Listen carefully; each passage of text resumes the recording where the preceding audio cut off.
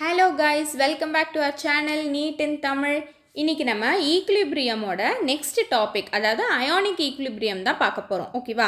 இந்த சாப்டரில் ionic equilibrium பார்ட்ல இருந்து தான் நிறைய நமக்கு என்ன சொல்கிறது ப்ராப்ளம்ஸ் எல்லாம் சால்வ் பண்ணக்கூடிய கொஷின்ஸ் எல்லாம் நிறைய வரது வந்து இந்த அயானிக் ஈக்குலிபிரியம் பார்ட்ல இருந்து தான் வரும்.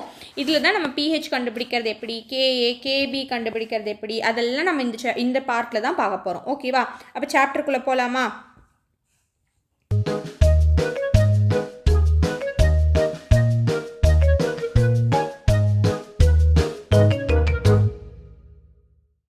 ஸோ இப்போ அயானிக் ஈக்குலிபிரியம் அப்படின்னா என்னென்னா, it is nothing but equilibrium involving ions அப்படின்னு சொல்லுவாங்க. ஓகேவா? அதாவது இப்போ நம்ம இப்போ அயானிக் பாண்ட் இருக்கிற ஒரு காம்பவுண்ட், ஓகேவா, அயானிக் பாண்ட் இருக்கக்கூடிய ஒரு காம்பவுண்டை நான் வந்து ஸ்ப்ளிட் பண்ணேன் அப்படின்னா ஒன்று வந்து கேட்டையானாகவும் இன்னொன்று ஆனையானாகவும் ஸ்ப்ளிட் ஆகும். கரெக்டாக? அப்போ இந்த அயான்ஸுக்கு இடையில இருக்கக்கூடிய ஈக்குலிபிரியமை தான் நம்ம என்னென்னு சொல்லுவோம், அயானிக் ஈக்குலிபிரியம். இந்த சாப்டரில் நம்ம அதை தான் படிக்க போகிறோம். சரியா? இப்போ மைக்கேல் ஃபாரடே அப்படிங்கிறவர் தான் என்ன பண்ணியிருந்தாரு, இந்த சப்ஸ்டன்சஸை வந்து ஏதோ ஒரு சப்ஸ்டன்ஸ் எடுத்துக்கோங்க, அதை வந்து இவர் 2 கேட்டகரியாக பிரிச்சிருக்காரு. சப்ஸ்டன்சஸ் பொதுவாக 2 கேட்டகரியாக பிரிச்சிருக்காரு மைக்கேல் ஃபாரடே. ஒன்று வந்து எலக்ட்ரோலைட்ஸ் அப்படின்னு சொல்லுவோம். One is called electrolytes and other one is called as non-electrolytes. ஓகேவா? இப்போ electrolytes அப்படின்னா என்னென்னா, the substance that has the ability to conduct electricity. சரியா? எலக்ட்ரிசிட்டி கண்டக்ட் பண்ணுறவங்களை வந்து நம்ம எலக்ட்ரோலைட்ஸ் அப்படின்னு சொல்லுவோம். எலக்ட்ரிசிட்டி கண்டக்ட் பண்ண முடியாதவங்கள நம்ம நான் எலக்ட்ரோலைட் அப்படின்னு சொல்லுவோம். அப்போ யாரெல்லாம் எலக்ட்ரிசிட்டி கண்டக்ட் பண்ண முடியும் அப்படின்னு கேட்டிங்கன்னா, அயான்ஸாக டிசோசியேட் ஆகிறவங்க, அதாவது அயான்ஸாக பிரிஞ்சு போகிறவங்க எலக்ட்ரிசிட்டி கண்டக்ட் பண்ண எபிலிட்டி இருக்கக்கூடியவங்க. அப்போ அயான்ஸாக பிரிஞ்சு போகிறவங்கள நம்ம எலக்ட்ரோலைட்ஸ் அப்படின்னும், அயான்ஸாக பிரிய முடியாதவங்கள நம்ம நான் எலக்ட்ரோலைட் அப்படின்னும் சொல்லுவோம். புரிஞ்சுதா? ஓகே. இனி அடுத்தது இந்த எலக்ட்ரோலைட்லேயே பார்த்தீங்கன்னா 2 டைப் இருக்குது. ஒன்று வந்து ஸ்ட்ராங் எலக்ட்ரோலைட், இன்னொன்று வந்து வீக் எலக்ட்ரோலைட். ஸ்ட்ராங் எலக்ட்ரோலைட் அப்படின்னா என்னென்னா, இப்போ ஃபார் எக்ஸாம்பிள் நான் வந்து ஒரு 5 moles ஆஃப் NaCl எடுக்கிறேன்னு வச்சுக்கோ. இந்த 5 moles ஆஃப் NaCl டிசோசியேட் ஆகும்போது, அதாவது அயான்ஸாக பிரியும் போது 5 moles of Na plus and 5 moles ஆஃப் Cl மைனஸ் கிடச்சிதுன்னா இதுக்கு பேர் தான் ஸ்ட்ராங் எலக்ட்ரோலைட்ஸ். அதாவது கொடுத்துருக்கிற அயான் கம்ப்ளீட்டாக டிசோசியேட் ஆயிடணும். ஓகேவா? ஒன்று கூட மிச்சம் இல்லாமல் கம்ப்ளீட்டாக பிரிஞ்சிருச்சு அப்படின்னா அதை நம்ம ஸ்ட்ராங்கான எலக்ட்ரோலைட் அப்படின்னு சொல்லுவோம். சரியா? இப்போ வீக்கான எலக்ட்ரோலைட் அப்படின்னா என்னென்னா, எலக்ட்ரோலைட்டு தான் அயான்ஸாக ஸ்ப்ளிட் ஆவாங்க தான், ஆனால் கம்ப்ளீட்டாக டிசோசியேட் ஆக மாட்டாங்க. இப்போ ஃபார் எக்ஸாம்பிள் CH3 COONA ஒரு எக்ஸாம்பிளாக எடுத்துக்கிறோம் வச்சுக்கோங்க. இது வந்து இப்போ ஸ்ப்ளிட் ஆகுது, டிசோசியேட் ஆகுது. இப்போ நான் இங்கே ஒரு 10 mole ஆஃப் CH3 COONA எடுத்திருக்கேன், சோடியம் அசிட்டேட் எடுத்திருக்கேன்னா இது ஸ்ப்ளிட் ஆகும்போது, அதாவது அயான்ஸாக டிசோசியேட் ஆகும்போது என்ன ஆகும்னா, ஒரு 2 moles of Na plus and 2 moles ஆஃப் CH3 COO மைனஸை மட்டும்தான் பிரியும். மிச்சம் இருக்கிற 8 மோலும் அப்படியே தான் நிற்கும். ஓகேவா? சொல்யூஷனில் அப்படியே தான் இருக்கும். இதுதான் நம்ம வந்து வீக் எலக்ட்ரோலைட்ஸ் அப்படின்னு சொல்லுவோம். அப்போ ஸ்ட்ராங் எலக்ட்ரோலைட்னா கம்ப்ளீட் டிசோசியேஷன் நடக்கும், வீக்னா பார்ஷியல் டிசோசியேஷன் தான் நடக்கும். ஓகேவா? இது வரைக்கும் புரிஞ்சுதா? சரி, இதுதான் எலக்ட்ரோலைட்ஸோட கிளாசிஃபிகேஷன். ஓகே, ரொம்ப ஈஸி தான் இந்த சாப்டர். சரியா? இனி அடுத்ததுக்கு போகலாம். நெக்ஸ்ட் வந்து பார்த்திங்கன்னா ஆசிட்ஸ் அண்ட் பேஸஸை பற்றி நிறையா பேர் கான்செப்ட்ஸ் கொடுத்துருக்காங்க. ஓகேவா? ஒரு சப்ஸ்டன்ஸ் வந்து இப்படி பிஹேவ் பண்ணிச்சுன்னா அது ஆசிட்பா, இல்லை இந்த மாதிரி பிஹேவ் பண்ணிச்சுன்னா அது பேஸ் அப்படின்னு கொஞ்சம் கான்செப்ட்ஸ் கொடுத்துருக்காங்க. அந்த கான்செப்ட்ஸ் தான் நம்ம இப்போ படிக்க போகிறோம். ஃபஸ்ட்டு பார்த்திங்கன்னா அர்ஹீனியஸ் கான்செப்ட். அர்ஹீனியஸ் என்ன சொல்லியிருக்காரு அப்படின்னா, ஆசிடுங்கிறவன் H+ அயான்ஸை ரிலீஸ் பண்ணக்கூடிய எபிலிட்டி இருக்கக்கூடியவன். சரியா? யாரெல்லாம் H+ அயான்ஸை அக்வஸ் சொல்யூஷனில், நீ வந்து ஆசிடை தண்ணியில் கலக்கும்போது H+ அயான் ரிலீஸ் பண்ணுச்சுன்னா அவன் ஆசிட்பா. ஓகேவா? அதே இது OH- அயான் ரிலீஸ் பண்ணுச்சு அப்படின்னா அவன் வந்து பேஸ். இது வந்து யார் சொன்னாங்க? this concept was given by Arrhenius. அவ்வளோதான், ரொம்ப சிம்பிள். சரியா? அப்போ அர்ஹீனியஸ் கான்செப்ட் படி இப்போ நீ HCl எடுத்துக்கிட்டேன்னா, HCl நீ வாட்டரில் கலந்தேன்னா, தண்ணியில் அக்வஸ் சொல்யூஷனில் இது டிசால்வ் பண்ணேன்னா இது வந்து H+ ஆகும், Cl- ஆகும், டிசோசியேட் ஆகும். அப்போ இந்த ஆசிட் பாருங்கள் H+ கொடுத்துருக்கா. அப்போ H+ கொடுக்கக்கூடியதை நம்ம என்னன்னு சொல்லியிருக்கோம், ஆசிட்னு சொல்லியிருக்கோம். யார் ஆசிட்? Arrhenius acid. ஓகேவா? இது நான் இப்போ NaOH எடுக்கிறேன் அப்படின்னா NaOH என்னவா டிசோசியேட் ஆகும்டா, Na+ ஆகும், OH- ஆகும், டிசோசியேட் ஆகும். இந்த OH- வெளியே வருது பார்த்தீங்களா? அப்படி வெளியே வந்துச்சுன்னா அதுக்கு பேர் என்ன? பேஸ் அப்படின்னு சொல்லியிருக்காங்க. யார் சொல்லியிருக்காங்க? அர்ஹீனியஸ் சொல்லியிருக்காங்க. இதுதான் அர்ஹீனியஸ் கான்செப்ட். புரிஞ்சுதா? ஓகே. நெக்ஸ்ட் பார்த்தீங்கன்னா we have ஆசிட் பேஸ் கான்செப்ட்லேயே நமக்கு இருக்கக்கூடியது Bronsted Lowry concept or Lowry Bronsted concept எப்படி வேணால் சொல்லலாம் சரியா. Acid base concept. இப்போ இவங்க என்ன சொல்கிறாங்க அப்படின்னா ஆசிடுங்கிறவன் H+-ஐ ரிலீஸ் பண்ணக்கூடியவன் தான். அர்ஹீனியஸ் சொன்ன மாதிரியே தான் இவங்களும் சொல்கிறாங்க. Acid has the ability to release H+. H+ங்கிறது ஒன்றும் இல்லைடா, புரோட்டான் தானே. அப்போ it is a proton donor அப்படின்னு சொல்கிறாங்க. ஆனால் பேஸுங்கிறவன் பிரான்ஸ்டெட் லவுரியை பொறுத்த வரைக்கும் OH- ரிலீஸ் பண்ணுறவன் கிடையாது. பேஸுங்கிறவன் இந்த ஆசிட் கொடுக்கக்கூடிய புரோட்டானை யார் அக்செப்ட் பண்ணிக்கிறாங்களோ அவங்க தான் பேஸ். ஓகேவா. அப்போ என்ன சொல்லியிருக்காங்க, புரோட்டான் அதாவது H+ அக்செப்டர் தான் யார், பேஸ். இது இந்த கான்செப்ட் கொடுத்தது யார், லவுரி பிரான்ஸ்டெட். ஓகேவா, புரிஞ்சுதா, டவுட் இல்லைல்ல. சரி ஓகே. இனி அடுத்தது பார்த்தீங்கன்னா இப்போ ஃபார் எக்ஸாம்பிள் பிரான்ஸ்டெட் லவுரி ஆசிட்ஸோட கேசஸில் இப்போ NH3 அது கூட நான் இப்போ வாட்டர் ஆட் பண்ணுறேன்னு வச்சுக்கோங்க. NH3 கூட நான் வாட்டர் ஆட் பண்ணும்போது இந்த நைட்ரஜனுக்கு ஒரு லோன் பேர் ஆஃப் எலக்ட்ரான் இருக்கா. இந்த லோன் பேர் ஆஃப் எலக்ட்ரான் என்ன பண்ணும், இந்த வாட்டரில் இருக்கிற H+, இப்போ வாட்டர் வந்து H+ஆகவும் OH- ஸ்ப்ளிட் ஆகும். H+-ஐ வெளியே கொடுத்துரும். ஓகேவா. Water will give away H+ to become OH-. அந்த H+ எங்கே போகும்னா இந்த நைட்ரஜன் மேலே இருக்கிற loan pair of electron accept பண்ணி NH4+ஆக மாறிடும். ஓகேங்களா. அப்போ இங்கே பாரு, வாட்டர் H+-ஐ கொடுத்தாச்சு. அப்போ வாட்டர்னா ஆசிட்னு சொல்லலாமா, கண்டிப்பாக சொல்லலாம். கொடுத்துருக்கிற H+-ஐ யார் வாங்கினா, அமோனியா. அப்போ இவன் என்னோட பேஸ்ன்னு நான் சொல்லலாமா, அவ்வளோதான். This is according to Bronsted Lowry acid. ஓகேவா. அப்போ according to Bronsted Lowry acid இன்னொரு விஷயமும் தெரிஞ்சிருக்கணும். H+-ஐ டொனேட் பண்ணி மிச்சம் இருக்கக்கூடிய ரிசல்டன்ட் ப்ராடக்ட் இருக்குது பார்த்தியா, H+-ஐ டொனேட் பண்ணதுக்கப்புறம் மிச்சம் இருக்கக்கூடிய ரிசல்டன்ட் ப்ராடக்ட். இந்த ரிசல்டன்ட் ப்ராடக்டை நம்ம வந்து என்னன்னு சொல்லுவோம்னா கான்ஜுகேட் பேஸ் அப்படின்னு சொல்லுவோம். கான்ஜுகேட் பேஸ்ன்னு சொல்லுவோம். ஓகேவா. ஆசிட்லேருந்து ப்ராடக்டாக வெளியே வரவன் கான்ஜுகேட் பேஸு. பேஸ்லேருந்து ப்ராடக்டாக வெளியே வரவனுக்கு பேர் என்ன, கான்ஜுகேட் ஆசிட். அப்போ கான்ஜுகேட் ஆசிட் பேஸ் பேர் என்னன்னு கேட்பாங்க நம்மக்கிட்ட கொஷனில். சரியாடா. இந்த கான்செப்ட் புரிஞ்சுதா. வாட்டர் H+ அயான்ஸை ரிலீஸ் பண்ணிடும், மிச்சம் இருக்கிறது OH, அவனை தான் நான் கான்ஜுகேட் பேஸ்ன்னு சொல்லுவேன். இந்த அமோனியா வந்து என்ன பண்ணும், H+-ஐ வாங்கி NH4+ மாறிடும். That is your conjugate acid. அவ்வளோதான், ஈஸி. சரியா. ஓகே. இனி அடுத்தது பார்த்தீங்கன்னா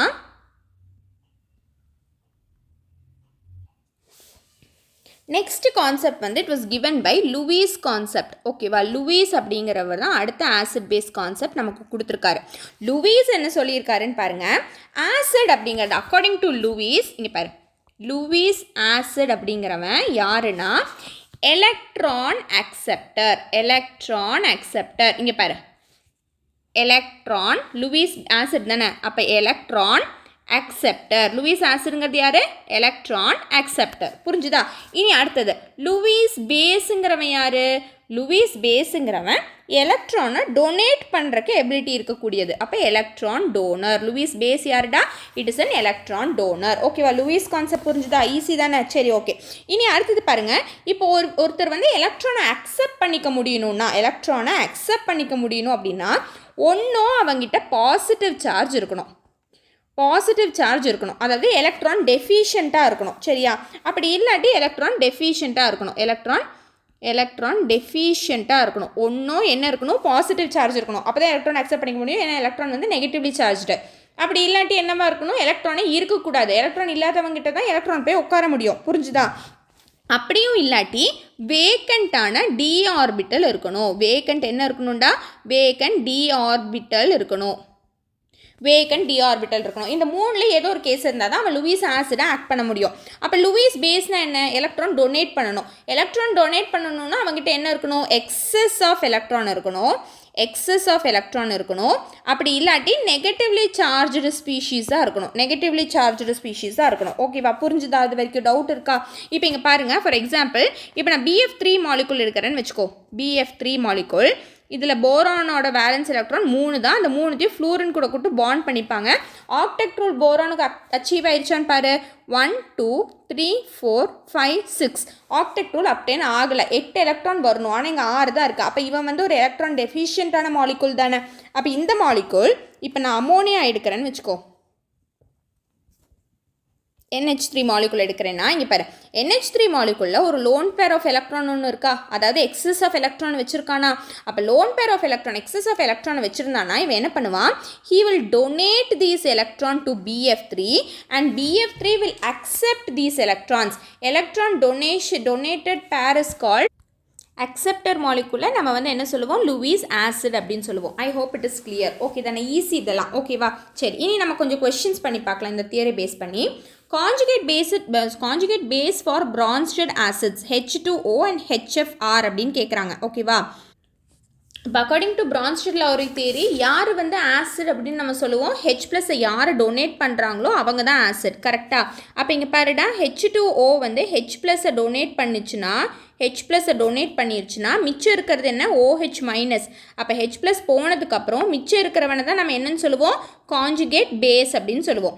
அதே மாதிரி தான் HFக்கும். HFோட கேஸ்லேயும் H+ போனதுக்கப்புறம் மிச்சம் இருக்கிற F- தான் நம்ம என்னன்னு சொல்லுவோம், கான்ஜுகேட் பேஸ்ன்னு சொல்லுவோம். அவ்வளோதான். அப்போ யாரெல்லாம் கான்ஜுகேட் பேஸுங்க, OH- F-. Option B. Easy கொஸ்டினா. சரி நெக்ஸ்ட் பார்க்கலாம். Which of the following cannot act both as Bronsted acid as well as Bronsted base அப்படின்னு கேட்குறாங்க. சரியா, இப்போ Bronsted ஆசிடாக ஆக்ட் பண்ணணும்னா H+ கொடுக்கக்கூடியவனாக இருக்கணும். சரியா, Bronsted பேஸாக ஆக்ட் பண்ணுறவன் இந்த கொடுக்கக்கூடிய H+ அக்செப்ட் பண்ணக்கூடியவனாக இருக்கணும். கரெக்டாக. ஓகே, அப்போ யாருனால இது ரெண்டாவும் ஆக்ட் பண்ண முடியாதுன்னு கேட்குறாங்க. HCO3- பாருங்கள், H+ கொடுக்கவும் செய்யலாம், ஏன்னா அவனுக்கு ஒரு H இருக்குது, மைனஸ் சார்ஜ் இருக்கிறதுனால ஒரு H+ அக்செப்டும் பண்ணிக்கலாம். கரெக்டாக. அப்போ அவனால் 2 பேர் மாதிரி ஆக்ட் ஆக முடியும். சரி, இனி அடுத்தது NH3 பாருங்கள். NH3ல ஹைட்ரஜன் இருக்கிறதுனால ஒரு ஹைட்ரஜனை கொடுக்கலாம், H+ கொடுக்கலாம். அதே மாதிரி அவனுக்கு வந்து ஒரு லோன் பேர் ஆஃப் எலக்ட்ரான் இருக்கிறதுனால ஒரு H+ அக்செப்ட் பண்ணிக்கிட்டு NH4+ மாறலாம். கரெக்டாக. சரி, இனி அடுத்தது HCl மாலிகுல் பார்க்கலாம். HCl மாலிகுல்னால ஹைட்ரஜன் இருக்கிறதுனால H வந்து வெளியே கொடுத்துடலாம், ஆசிட், அதனால வெளியே கொடுத்துடலாம். ஆனால் HCl மாலிகுல்னால ஒரு H+ அக்செப்ட் பண்ணிக்க முடியுமா, முடியாது. இவனுக்கு வந்து எலக்ட்ரானும் கிடையாது, இவனால் அக்செப்டும் பண்ணிக்க முடியாது. ஓகேவா. HSO4- பாருங்கள், அதே டைமில் HSO4- மைனஸ் சார்ஜ் இருக்குது, H+ அக்செப்ட் பண்ணிக்கலாம். ஒரு H இருக்குது, H வெளியே கொடுத்துக்கலாம். ஓகேவா. ஸோ யாருனால போத் பிரான்ஸ்டட் ஆசிட் அண்ட் பேஸை ஆக்ட் பண்ண முடியாது, it is only HCl. That is your answer. Got it. Next question பாருங்க. Which of the following is least likely to behave as Lewis பேஸ்ன்னு கேட்குறாங்க. லூயிஸ் பேஸ்னா யாருடா, அக்செப்ட் பண்ணிக்கிறவனா, இல்லை அவன் ஆசிட். டொனேட் பண்ணுறவன் தான், எலக்ட்ரானை டொனேட் பண்ணுற கேபிலிட்டி இருக்கிறவன் தான் லூயிஸ் பேஸு. டொனேட் பண்ணணுன்னா எங்கிட்ட முதல்ல அதிகமான எலக்ட்ரான் இருக்கணும். கரெக்டாக. OH- பாரு மைனஸ் சார்ஜ் இருக்குது, அதிகமான எலக்ட்ரான் கொடுத்துக்கலாம்.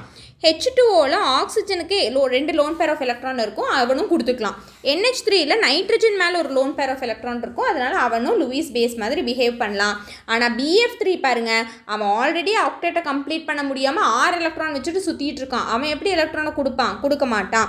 So Lewis base is your correct answer. I hope you got it. ஓகேவா. Okay, let's go move on to the next topic, ionisation constant of water and its ionic product. இப்போ வாட்டரோட case எடுத்துக்கிட்டோம் அப்படின்னா, இங்கே பாருங்கள், வாட்டரோட case எடுத்துக்கிட்டோன்னா வாட்டர்னால 2 அயான்ஸை கொடுக்க முடியும். கரெக்டாக. ஒன்று H+ அயான், இன்னொன்று OH- அயான், ரெண்டுமே கொடுக்கலாம்.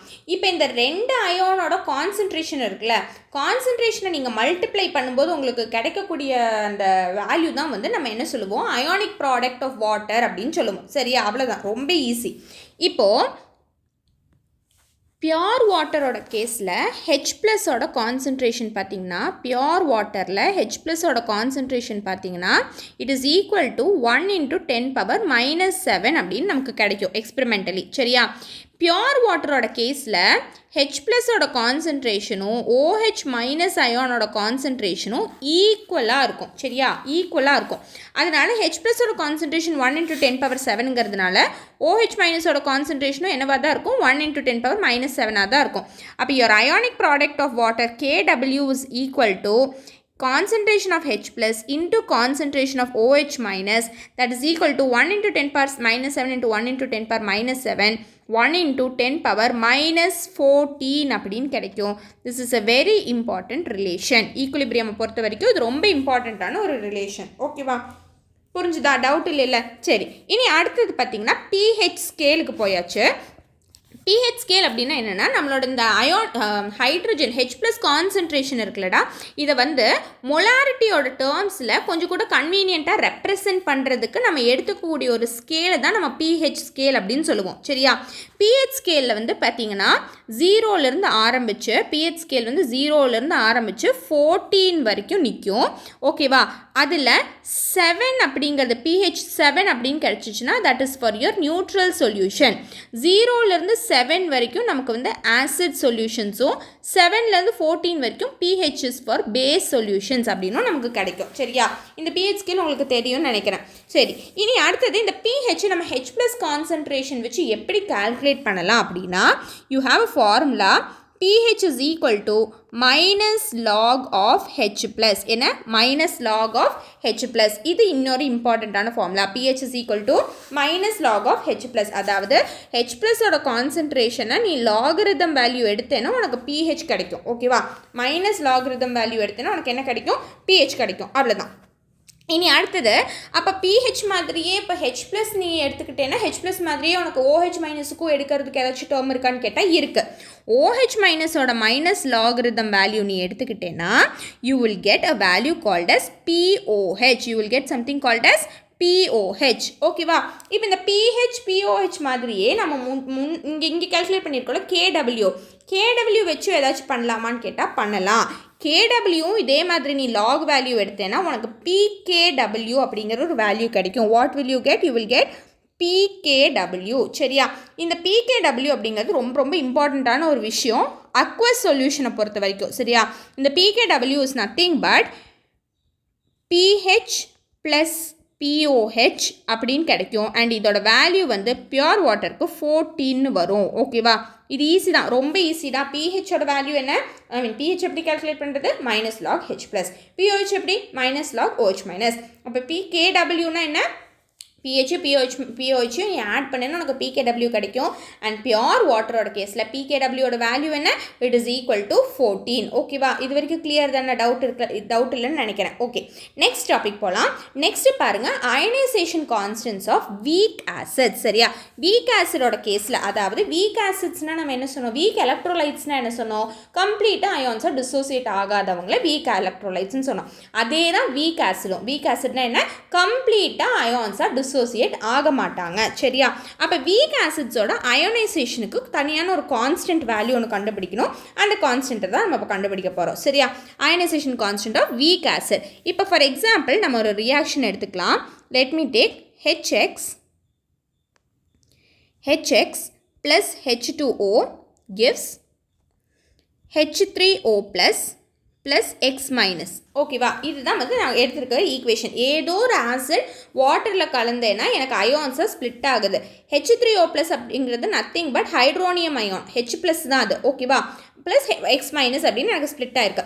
இப்போ இவனோட இனிஷியல் கான்சன்ட்ரேஷன் பார்த்தீங்கன்னா, இனிஷியல் கான்சன்ட்ரேஷன் ஆஃப் HX வந்து நான் சீன்னு எடுத்துக்கிறேன். வாட்டர் வந்து இனிஷியல் கான்சன்ட்ரேஷன் வந்து 0ன்னு எடுத்துக்கலாம். ஏன்னா இன்ஃபைனைட் அமௌண்ட் ஆஃப் டைல்யூஷனில், அதாவது நம்ம இந்த HX கம்பேர் பண்ணும்போது நம்மளோட இந்த வாட்டர் டைல்யூஷன் வந்து ரொம்ப அதிகமாக இருக்கும். சரியா, அதனால நம்ம அதை 0ன்னு எடுத்துக்கலாம். இல்லை வேணும்னா நீ சீனு கூட எடுத்துக்கலாம். That is up to you. எப்படியோ கான்ஸ்டன்ட் வேல்யூ வரும்போது வாட்டரோட வேல்யூ நம்ம இன்க்ளூட் பண்ண மாட்டோம். பிகாஸ் அதோட டைல்யூஷன் ரொம்ப அதிகமாக இருக்கும், அதனால் நம்ம எடுத்துக்க மாட்டோம். So let's leave water. இப்போ HXோட கான்சன்ட்ரேஷன் சீன் எடுத்துட்டேன். இனிஷியலி ரியாக்ஷன் எதுவுமே நடக்காததுக்கு முன்னாடி H+ம் வந்திருக்காது, X- வந்திருக்காது. அதனால் ரெண்டு பேர்த்தோட கான்சன்ட்ரேஷனும் 0 ரெஸ்பெக்டிவ்லி. சரியா, இனி அடுத்தது பாருங்கள், அட் ஈக்குலிபிரியம். ஓகேவா, இந்த ரியாக்ஷன் நடந்து ஈக்குலிபிரியம் ஸ்டேட்டில் பார்த்தீங்கன்னா HX வந்து ஏதோ ஒரு வேல்யூ வந்து HXக்கு வந்து கம்மியாக இருக்கும்ல. HX வந்து ஃபுல்லாக டிசோசியேட் ஆகிருக்காது, கொஞ்சோண்டா டிசோசியேட் ஆகிருக்கும். சரியா, அந்த டிசோசியேட் ஆகிருக்கிற வேல்யூவை வந்து நான் என்னென்னு எடுக்கிறேன்? C × 1 - alpha. ஓகேவா, டிசோசியேட் ஆகிருக்கிற கான்ஸ்டன்ட் ஆல்ஃபா டைம்ஸ் டிசோசியேட் ஆகிருக்கு அப்படின்னு நம்ம எடுத்துக்கிட்டோன்னா this will become C × 1 - alpha. அப்போ H+ வந்து C ஆல்ஃபாவும் X- C ஆல்ஃபாவாகவும் மாறிடும். சரியா, இது வரைக்கும் உங்களுக்கு புரிஞ்சுதா? ஓகே, இனி அடுத்தது பாருங்கள். அதாவது இது ஒன்றும் இல்லை, இந்த H+ம் X- C ஆல்ஃபாவாக அந்த கான்சன்ட்ரேஷன் ஈக்குலிபிரியமில் மாறி இருக்குன்னா ஹெச்எக்ஸோட ஈக்குலிபிரியம் பார்த்தீங்கன்னா இனிஷியலி அது சியாக இருந்தது, இப்போ சி மைனஸ் சி ஆல்ஃபாவாக மாறி இருக்கு. கரெக்டாக? அப்போ சி மைனஸ் சி ஆல்ஃபாவை தான் நான் சி இன்ட்டு 1 மைனஸ் ஆல்ஃபான்னு எழுதியிருக்கேன். சரியா? உங்களுக்கு புரிஞ்சுதா? ஓகே. இப்போ நம்ம என்ன எழுத போகிறோம் இங்கேருந்து அப்படின்னா டிசோசியேஷன் கான்ஸ்டன்ட் எழுத போகிறோம். Dissociation constant KA is equal to H plus concentration, அதாவது இந்த H3O plus concentration into X minus divided by concentration of HX அப்படின்னு வரும். ஓகேவா? What is concentration of H plus? It is C alpha into what is X minus C alpha divided by HX concentration என்ன? C into 1 minus alpha வந்துருச்சா? Okay. அப்போ இங்கே பாருங்க, this can be written as C squared alpha squared divided by C into 1 minus alpha எழுதிக்கலாம். C will get cancelled. So your Ka value is equal to C alpha squared divided by 1 minus alpha அப்படின்னு வரும். ஓகேவா? இது ஒரு case. இனி அடுத்தது பார்த்தீங்கன்னா suppose ஆல்ஃபாவோட value, ஓகேவா, ஆல்ஃபாவோட வேல்யூ ரொம்ப ரொம்ப கம்மியாக இருக்குன்னு வச்சுக்கோங்க. If it is much lesser தென் 1, அப்போ நம்ம என்ன எடுத்துக்கலாம், 1 மைனஸ் ஆல்ஃபாவை நம்ம அப்ராக்சிமேட்லி 1ன்னே எடுத்துக்கலாம். ஓகேவா? அப்போ என்னோட கேஏ வேல்யூ எப்படி மாறிடும், KA is equal to C alpha squared அப்படின்னு மாறிடும். அண்ட் இங்கேருந்து எனக்கு alpha is equal to root of KA by C அப்படின்னு கிடைக்கும். ஓகேவா? இந்த ஈக்குவேஷன் பாக்ஸ் போட்டு எழுதுகிற ஈக்குவேஷன்ஸ் எல்லாத்தையுமே நல்லா நோட் பண்ணி வச்சுக்கோங்க. புரிஞ்சுதா? டவுட் இல்லை? I hope it is clear. சரியா? ஓகே. இனி அடுத்தது ionisation of weak bases. Weak பேசஸோட கேஸில் பார்த்தீங்கன்னா let's take for example MOH giving M ++ OH minus. ஓகேவா? இதுவும் அதே மாதிரி தான். இனிஷியலி அதோட வேல்யூ பார்த்தீங்கன்னா இனிஷியலி இது வந்து சின்னு எடுத்துக்கலாம், இது 0 எடுத்துக்கலாம். அட் ஈக்குலிபிரியம் இதோட வேல்யூ வந்து நம்ம முன்னாடி எழுதின மாதிரியே தான் C மைனஸ் சி ஆல்ஃபான்னு வரும். ஒரு C இன்ட்டு 1 மைனஸ் ஆல்ஃபா அப்படின்னு எழுதிக்கலாம். This will be your C alpha and this will be again your C alpha. ஓகேவா? அப்போ வீக் பேஸுங்கிறதுனால நான் அயனைசேஷன் கான்ஸ்டன்ட் கேபின்னு எடுக்கிறேன். இங்கே வீக் ஆசிடுங்கிறதுனால நான் ஏன்னு எடுத்திருந்தேன். இங்கே வீக் பேஸுங்கிறதுனால கேபி எடுக்கிறேன். KB is equal to concentration of M plus into concentration of OH minus divided by concentration of MOH. This is equal to C alpha squared. அதே மாதிரி தான் derivation எல்லாமே வரும். அப்போ your KB will be equal to you can write C alpha squared divided by 1 minus alpha ன்னு எழுதலாம். இங்கேயும் அதே மாதிரி தான். ஆல்ஃபா வந்து if it is much lesser than 1 விட ரொம்ப கம்மியாக இருந்துச்சு அப்படின்னா KB வேல்யூ நம்ம என்ன எழுதிக்கலாம், C alpha squared அப்படின்னு எழுதிக்கலாம். அப்போ இங்கேருந்து ஆல்ஃபா இஸ் ஈக்குவல் டு என்ன கிடைக்கும்டா, KB divided by C அப்படின்னு கிடைக்கும். ஓகேவா? ஈஸி தானே? இதில் எந்த டவுட் ஒன்றும் கிடையாதுல்ல? ஓகே. இனி அடுத்தது we have இப்போ நம்ம கேஏ கேபி ரெண்டுமே கண்டுபிடிச்சோலாம். இந்த கேஏ கேபி ரெண்டுத்துக்கும் இடையில இருக்கக்கூடிய ரிலேஷன்ஷிப் நம்ம இப்போ கண்டுபிடிக்க போகிறோம். சரியா? ரிலேஷன்ஷிப் ஒன்றுமே இல்லை, ரொம்ப ஈஸி. இங்கே பாருங்கள், நான் கேஏயும் கேபியும் மல்டிப்ளை பண்ணேன்னா if I take the product of KA and KB I get a constant called KW. இந்த கான்ஸ்டன்ட் பேர் என்ன, KW. அவ்வளோதான், ரொம்ப ஈஸி. சரியா? அப்போ கேஏவோட லாக் எடுத்தேன்னு வச்சுக்கோங்க, அதாவது மைனஸ் லாக் ஆஃப் KA எடுத்தேன்னா எனக்கு PKA வேல்யூ கிடைக்கும். அதே மாதிரி மைனஸ் லாக் ஆஃப் KB எடுத்தேன்னா எனக்கு PKB வேல்யூ கிடைக்கும். So if I am to multiply KA and KB, அப்போ PKB நான் என்ன பண்ண போகிறேன்னா ஆட் பண்ண போகிறேன். அப்போ PKA plus PKB is equal to PKW அப்படின்னு நமக்கு கிடைக்கும். ஓகேவா? PKWன்னு கிடைக்கும். PKWயோட வேல்யூ நம்ம ஆல்ரெடி கண்டுபிடிச்சி வச்சுருக்கோமே, ஏதோ 14 எழுதியிருக்கோமா? அப்போ ஐ கேன் ரைட் PKWயோட வேல்யூ என்ன, PKW is equal to 14 அப்படின்னு எனக்கு ஆல்ரெடி தெரியும். புரிஞ்சுதாடா? டவுட் இல்லை? இது ரொம்ப ஈஸி. பாருங்கள், இது எல்லாமே ரொம்ப ஈஸி தான். இந்த சாப்டர் ஆக்சுவலாக ரொம்ப easy. You just have handful of formulas. அது மட்டும் உங்களுக்கு தெரிஞ்சிருந்ததுன்னா நீங்கள் நீட்டில் நல்ல மார்க்ஸ் ஸ்கோர் பண்ணலாம் அந்த சாப்டர்லேருந்து. ஓகே தானே? சரி, இனி அடுத்தது நம்ம நெக்ஸ்ட் டாபிக் போகிறோம். Next is your dibasic acids and polybasic acids or diacidic bases or polyacidic bases. ஓகேவா? என்னடா அது ஆசிடை போய் பேஸுங்கிறோம், பேஸை போய் ஆசிடுங்கிறோம் அப்படின்னு நினைக்காதீங்க. ஆசிட்ஸோட பொட்டென்ஷியலை நம்ம அதோட பெசிசிட்டி அப்படின்னு சொல்லுவோம். சரியா? அதாவது இப்போ ஒரு ஆசிட் எவ்வளோ H+ அயான் ரிலீஸ் பண்ணுறான் அப்படிங்கிறத நம்ம என்ன சொல்லுவோம், அந்த ஆசிடோட பெசிசிட்டி அப்படின்னு சொல்லுவோம். அப்போ பேசிஸோட கேஸில் நம்ம அசிடிட்டி அப்படின்னு சொல்லுவோம். ஓகேவா, OH மைனஸ் அயான் ரிலீஸ் பண்ணக்கூடிய அந்த கேஸை நம்ம வந்து அசிடிட்டின்னு சொல்லுவோம். அவ்வளோதான், அப்படியே டேர்ம்ஸ் அப்படியே மாறி மாறி வரும், வேறு எதுவுமே இல்லை. சரி, இப்போ டைபேசிக் ஆசிட் அண்ட் பாலிபேசிக் ஆசிட் அப்படின்னா என்னென்னு பார்க்கலாம். ஒரு மாலிக்யூலில் இப்போ ஒரு மாலிகுலில் மினிமம் அட்லீஸ்ட் ஒரு அயனைசபிள் ப்ரோட்டானாச்சும் இருக்கணும். ஓகேவா, அயனைசபிள் ப்ரோட்டான்னா அட்லீஸ்ட் ஒரு H+ மாலிகுலாச்சும் வெளியே வரணும். சரியா, ஏதாச்சும் ஒரு பேசிக் ஆசிட்க்கு மோர் தென் ஒன் அயனைசபிள் ப்ரோட்டான் இருந்துச்சு அப்படின்னா அதை நம்ம வந்து பாலிபேசிக் ஆசிட்ஸ் அப்படின்னு சொல்லுவோம். சரியா, இப்போ ஃபார் எக்ஸாம்பிள் H2X அப்படிங்கிற ஒரு மாலிகுல் எடுக்கிறேன்னா இந்த H2Xயில் பார்த்தீங்கன்னா 2 அயனைசபிள் ஹைட்ரஜன் இருக்கும். ஓகேவா, இதனால இது நம்ம வந்து டைபேசிக் ஆசிட் அப்படின்னு சொல்லலாம், விச் இஸ் அ பாலிபேசிக் ஆசிட். சரியா, அப்படி இல்லாட்டி இப்போ நீ H3PO4 எடுத்துக்கோ. இதுக்கு எக்ஸாம்பிள் பார்த்தீங்கன்னா H2SO4. H2SO4ல வந்தீங்கன்னா 2 H+ வெளியே வருமா, H+, 2 H+ வெளியே வரும். It is a dibasic acid. ஓகேவா, H3PO4 எடுத்துக்கிட்டிங்கன்னா 3 H+மே வெளியே வந்துடும். It is all 3 H+ is ionisable H+.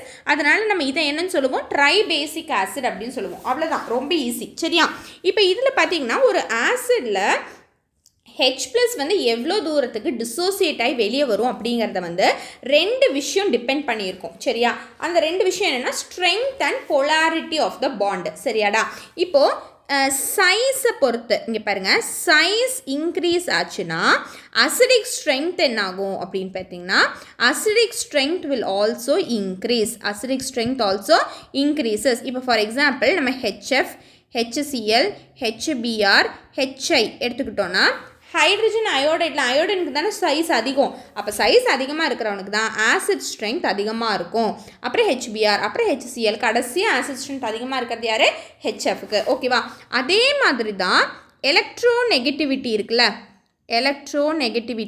Electronegativity increase ஆச்சுன்னா அசிடிக் ஸ்ட்ரென்த் என்ன ஆகும், இன்க்ரீஸ் ஆகும். அசிடிக் ஸ்ட்ரென்த் என்ன ஆகும், இன்க்ரீஸ் ஆகும். ஓகேவா, இதெல்லாம் நீங்கள் ஞாபகம் வச்சுக்கோங்க. அவ்வளோதான். இப்போ எலக்ட்ரோநெகட்டிவிட்டியோட கேஸில் for example CH4, NH3, H2O, HF எடுக்கிறேன்னு வச்சுக்கோ.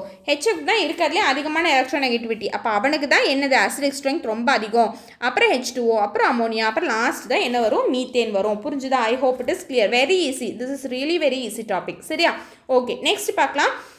இப்போ நம்ம இவ்வளோ நேரம் பண்ணதில் கொஞ்சம் ப்ராப்ளம்ஸ் பண்ணி பார்த்துட்டு அடுத்த டாபிக் போகலாம். சரியா, எவ்வளோ தூரம் உங்களுக்கு ஞாபகம் இருக்குன்னு பார்க்கலாம். Which of the following salts is the most basic in aqueous solution அப்படின்னு கேட்குறாங்க. சரியா, மோஸ்ட் பேசிக் அப்படின்னா ஒன்றும் இல்லைடா, இங்கே பாரு, சால்ட் வந்து சால்ட்டோட ஃபார்மேஷன் இருக்குது பார்த்தியா, சால்ட்டோட ஃபார்மேஷனில் ஸ்ட்ராங் பேஸும் ஸ்ட்ராங் ஆசிடும் சேர்ந்து சால்ட்டு கொடுக்கலாம். ஓகேவா, இந்த மாதிரி ரெண்டுமே ஸ்ட்ராங்காக இருந்துச்சுன்னா அது ஒரு நியூட்ரல் சால்ட்டாக இருக்கும். அதே மாதிரி ஸ்ட்ராங் பேஸும் வீக் ஆசிடும் சேர்ந்து சால்ட் கொடுக்கலாம். அப்படி கொடுத்துச்சுன்னா பேஸ் ஸ்ட்ராங் அப்படிங்கிறதுனால இது வந்து ஒரு பேசிக் சால்ட்டாக இருக்கும். சரியா, அப்புறம் அதே மாதிரி நமக்கு வீக் பேஸும் ஸ்ட்ராங் ஆசிடும் சேர்ந்து சால்ட் கொடுக்கலாம். இங்கே ஆசிட் ஸ்ட்ராங்காக இருக்கிறதுனால கிடைக்கக்கூடிய சால்ட்டும் வந்து அசிடிக் சால்ட்டாக இருக்கும். சரியா, இப்போது நம்ம நம்மக்கிட்ட என்ன கேட்குறாங்க, மோஸ்ட் பேசிக் தானே கேட்குறாங்க. மோஸ்ட் பேசிக் அப்படின்னா ஸ்ட்ராங் பேஸும் வீக் ஆசிடும் சேர்ந்து இருக்கணும். சரியா, ஸ்ட்ராங் பேஸ் அப்படின்னா இந்த ஃபஸ்ட்டு குரூப் இருக்குல்ல, நம்மளோட இந்த சோடியம், பொட்டாசியம், அந்த குரூப்பில் வரக்கூடிய பேசஸ் எல்லாமே ரொம்ப ஸ்ட்ராங் பேசஸாக தான் இருக்கும். சரியா, அப்படி ஏதாச்சும் இருக்கான்னு ஃபஸ்ட்டு பார்த்துருங்க. AL வந்து குரூப் 3 கிடையாது, FeCl கிடையாது, CH3CO ஓகே, இங்கே பார்த்தியா பொட்டாசியம் இருக்கா. அப்போது இந்த சால்ட் வந்து எப்படி form ஆயிருக்கும்னா CH3COOH + KOH gives CH3COOK + H2O. இதுதான் சால்ட் ஃபார்மேஷன். இது வந்து ரொம்ப வீக்கான ஆசிட். ஓகேவா, இது வந்து ரொம்ப ஸ்ட்ராங் பேஸு. ஸ்ட்ராங் பேஸும் வீக் ஆசிடும் சேர்ந்து கிடைக்கக்கூடிய சால்ட் என்னவாக இருந்திருக்கணும், அப்போ நமக்கு மோஸ்ட் பேசிக் சால்ட் அதுவாக தான் இருக்கணும். அப்போ ஆப்ஷன் என்ன, ஆப்ஷன் B. அவ்வளோதான், நீங்கள் அப்படி யோசிச்சா போதும். சரியா, ஓகே, நெக்ஸ்ட் கொஸ்டின் பார்க்கலாம். If 50 ml of 0.1 hydrogen bromide is mixed with 50 ml of 0.2 molar sodium hydroxide, find the pH of the resulting mixture. இது ரொம்ப ஈஸி. இது சால்வ் பண்ணுறதுக்கு ஒரு ஃபார்முலா இருக்குது. சரியா, and that formula is given by M mix into V mix is equal to M1 V1 minus M2 V2. அவ்வளோதான். M அப்படிங்கிறது base, இது M2 V2 அப்படிங்கிறது ஆசிட். பேஸ் மைனஸ் ஆசிட் அப்படின்னு வரும். பிகாஸ் இங்கே பேஸ் தான் ஸ்ட்ராங். ஓகேவா, அதனால் பேஸ் மைனஸ் ஆசிட். ஆசிட் ஸ்ட்ராங்காக இருந்துச்சுன்னா ஆசிட் மைனஸ் பேஸ் அப்படின்னு எடுத்துக்கலாம். இங்கேருந்து உங்களுக்கு வந்து மொலாரிட்டி மிக்சரோட மொலாரிட்டி வந்து கிடைக்கும்டா. இந்த மிக்சரோட மொலாரிட்டி கிடைச்சிது அப்படின்னா சின்ஸ் பேஸ் இஸ் ஸ்ட்ராங் உங்களுக்கு அது வந்து எந்த அயானுக்கு ஈக்குவலண்ட் கான்சன்ட்ரேஷன் ஆஃப் எந்த அயானுக்கு ஈக்குவலண்ட்டாக இருக்கும் அப்படின்னா OH மைனஸ் அயானுக்கு ஈக்குவலண்ட்டாக இருக்கும். ஓகேவா? அப்போ M mix will be equal to the concentration of OH minus ion. இதுவே ஆசிட் இங்கே ஸ்ட்ராங்காக இருந்துச்சுன்னு வச்சுக்கோங்க, M mix will be equal to concentration of H plus ion. அவ்வளோதான். சரியா? டேரக்டாக ஃபார்முலா சப்ஸ்டிடியூஷன் நம்ம சப்ஸ்டியூட் பண்ணி பார்ப்போமா? இந்த ஃபார்முலா எழுதி வச்சுக்கோங்க. இதை சப்ஸ்டியூட் பண்ணும்போது நமக்கு என்ன கிடைக்கும்னா M mix into B mix first நமக்கு கொடுத்துருக்கிறதெல்லாம் நம்ம கேல்குலேட் பண்ணிக்கலாம். B mix அப்படின்னா total mixture of volume 50 ml of HBr 50 ml of NaOH. அப்போ டோட்டல் மிக்சர் வந்து 100 ml கரெக்டாக. அப்போ into 100 ml is equal to MN அங்கே அப்படிங்கிறது பேஸோட தான். அப்போ பேஸோட வந்து என்னது 0.2 இன்டூ 50 மைனஸ் 0.1 into 50 அப்படின்னு வரும். அப்போ இங்கேருந்து உங்களுக்கு M mixture is equal to 0.2 into 50 வந்து 10 minus 0.1 into 50 வந்து 5 10 minus 5 divided by 100 அப்படின்னு வரும். This is equal to 5 by 100 that is 5 into 10 power minus 2 கிடைக்கும். இப்போ இதுதான் OH minus concentration. அப்போ your OH minus concentration is equal to 5 into 10 power minus 2. சரியா? இங்கேருந்து நீ pH கண்டுபிடிக்கலாமா POH கண்டுபிடிக்கலாமா? POH தான், ஏன்னா OH தான் கொடுத்துருக்காங்க. அப்போ POH is equal to minus log OH minus concentration that is equal to minus log of 5 into 10 power minus 2. சரியா? இந்த 5 into 10 power minus 2 log எப்படி கண்டுபிடிப்போம்? இந்த 10 பவரில் என்ன இருக்கோ இங்கே பாரு 10 பவரில் என்ன இருக்கோ அதை வெளியே ஃபஸ்ட்டு நீ கொண்டு வந்துடணும். ஓகேவா? அப்படி கொண்டு வந்தால் உனக்கு என்ன கிடைக்கும்? மைனஸ் ஆஃப் இங்கே ஆல்ரெடி மைனஸ் இருக்கா, minus of minus 2 log 5 into 10 அப்படின்னு வரும். ஓகேவா? இப்போ log A into B is equal to log A plus B தான் formula. log A into B is equal to log A plus log B. log A plus log B. சரியா? அப்போ இதை வந்து நான் எப்படி எழுதலாம்? Minus of minus plus 2 log 5 plus log 10 அப்படின்னு எழுதிக்கலாம். லாக் 10ஓட வேல்யூ பார்த்தீங்கன்னா 1. அது நீ இங்கே ஆக்சுவலாக ஒமிட் பண்ணிக்கலாம். நீங்கள் இதை வந்து டேரக்ட் நீங்கள் நிறைய லாக் இருந்த வேல்யூ எடுத்திங்கன்னா உங்களுக்கு டேரெக்டாக புரிஞ்சிருது எப்படி பண்ணணுன்னு. பட் நான் ஃபஸ்ட் ஸ்டெப் பை ஸ்டெப்பாக காமிக்கிறேன், அவ்வளோதான். இப்போ லாக் 5ஓட வேல்யூ பார்த்தீங்கன்னா 2 into log 5 வந்து you will get it around 0.7 அப்படின்னு வரும். ஓகேவா? 0.7 லாக் 5ஓட value 0.7. So this is equal to sorry ஒரே நிமிஷம் இது ஒரே நிமிஷம் ஐம் ரியலி சாரி. இது பாருங்கள், minus of this is equal to minus log 5. இதை ஃபஸ்ட்டு இப்படியே பண்ணிக்கலாம். Minus log 5 plus minus log 10 power minus 2ன்னு வரும். சரியா? இப்போ மைனஸ் லாக் 5ஓட வேல்யூ பார்த்தீங்கன்னா மைனஸ் 0.7 ப்ளஸ் இங்கே வந்து மைனஸ் 2 வந்து இந்த சைடு கொண்டு வந்துருங்க. அப்போ மைனஸ் இன்ட்டு மைனஸ் ப்ளஸ்ன்னு வரும். 2 into log 10. ஓகேவா? log 10ஓட வேல்யூ 1ங்கிறதுனால this will be equal to minus 0.7 plus 2ன்னு வரும். that is 2 minus 0.7 which is equal to 1.3. this is your answer. ஓகேவா? இங்கே முதலே பண்ணிடணும், நான் மாற்றி பண்ணிட்டேன், சாரி. இந்த முதலே பண்ணிடுங்க. 1.3 அப்படின்னு வரும் உங்களுக்கு. லாகோட வேல்யூ 1.3 அப்படின்னு வரும். your pH is POH is equal to 1.3. நமக்கு என்ன வேணும்? நமக்கு pH தானே வேணும். POH is equal to 1.3. pH is equal to அப்போ என்னன்னு வரும்? 14 minus 1.3 that is equal to 12.7 அப்படின்னு வரும். 12.7 ஆன்சர் வந்து option B. That's it. Very simple. சரியா? ரொம்ப ஈஸி. இந்த லாக் வேல்யூ எப்படி கால்குலேட் பண்ணணும் அப்படிங்கிறத நான் வேணும் செப்பரேட்டாக ஒரு வீடியோ மாதிரி போடுறேன், நீங்கள் எல்லோரும் பார்த்துக்கோங்க. சரியா? இந்த லாகோட ஃபார்முலாவில் நம்ம பேசிக் மேக்ஸ் வீடியோவில் ஆல்ரெடி சேனலில் அப்லோட் ஆகிருக்கு, பார்க்காதவங்க அதை பார்த்துக்கோங்க. ஓகேவாடா? சரி, ஓகே. இனி அடுத்தது, following solutions were prepared by mixing different volumes of NaOH and HCl of different concentrations. pH of which of one of them will be equal அப்படின்னு கேட்குறாங்க. சேம் கொஷின், இதுக்கு முன்னாடி நம்ம பண்ண அதே மாதிரி கொஷின் தான். சரியா? இது வந்து ஒன்றொன்னா நம்ம போட்டு பார்க்க வேண்டியிருக்கும். ஃபார்முலா வந்து இதுதான். M mix B mix is equal to M1 V1 minus M2V2 இதுதான் ஃபார்முலானா ஓகேவா அப்போ இங்கே பாருங்கள் V mix வந்து எல்லாத்துக்குமே சேம் தான் சரியா அப்போ M mix நம்ம கண்டுபிடிச்சிக்கலாம் HCl + NaOH தான் எல்லாத்துலேயுமே இருக்குது சரியா அப்போ ஒரு இந்த இது மிக்சர் ஆஃப் இதை கால்குலேட் பண்ணிங்கன்னா உங்களுக்கு கிடைக்கக்கூடியது யார் வந்து எக்ஸஸாக இருக்கா அப்படிங்கிறத பொறுத்து H + OH - அப்படிங்கிறது டிசைட் ஆகும் சரியா இங்கே வந்து எல்லாத்துலேயுமே பார்த்தீங்கன்னா HClோட வால்யூம் தான் அதிகமாக எடுத்திருக்கோம் நம்ம அதனால மோஸ்ட்லி HCl தான் நமக்கு எக்ஸஸாக வரும் ஓகே நமக்கு கிடைக்கக்கூடியது H + அயோனாக தான் இருக்கும் சரி ஓகே இப்போ எல்லாத்துக்கும் M mix கால்குலேட் பண்ணிடலாம் M mix is equal to M1V1 அதாவது 60 × M/10 M எல்லாம் கேன்சல் ஆயிரும்டா அதனால M எடுக்க வேண்டாம் 60 × 1/10 வரும் that is equal to 6 minus 40 × 1/10 வந்து 4 வரும்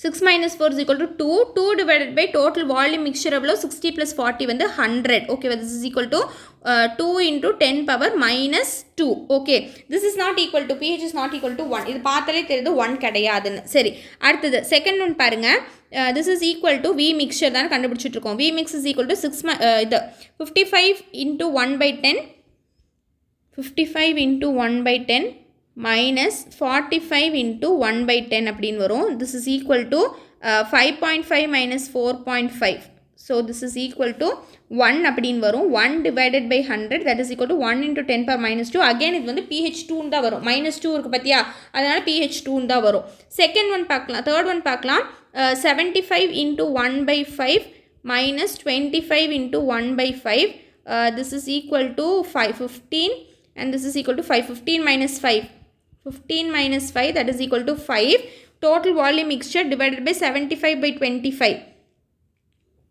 again 100 இந்த வரும் that is equal to 5 into 10 power minus 2 5 into 10 power minus 2 நம்ம இப்போ தான் பண்ணோம் பார்த்தீங்களா 5 into 10 power minus 2 ஆனால் அது pOH கண்டுபிடிச்சோல்ல ஓகே இங்கே வந்து ஆனால் இது pH தான் இருக்கும் சரியா this will be equal to 1.3 அப்படின்னு நமக்கு கிடைக்கும் 1.3 5 into 10 power minus 2 வந்து 1.3 கிடைக்கும் சரி equal to 1 தான் கேட்குறாங்க ஓகே அடுத்தது கூட பண்ணிடலாம் ஃபோர்த் ஒன் என்னடா 100 into 1/10 minus 100 into 1/10 0 will get cancelled அப்போ 10 minus 10 will be equal to 0 வரும் log 0 வேல்யூ 0 அப்போ இது கிடையாது அப்போ 1க்கு அப்ராக்சிமேட்டாக ஈக்குவலாக இருக்கிறது என்ன ஆப்ஷன் 3 மூணாவது ஆப்ஷன் தான் அப்படி ஒரு ஆப்ஷன் இருக்கா option D so option D is your correct answer that's all this is a simple formula ஓகேவா இதை நல்லா ஞாபகம் வச்சுக்கோங்க புரிஞ்சுதா டவுட் இல்லைல்ல ஓகேடா இனி நெக்ஸ்ட் பாருங்க common ion effect in ionisation of acids and base அப்படிங்கிற டாபிக்கு நம்ம வந்துட்டோம்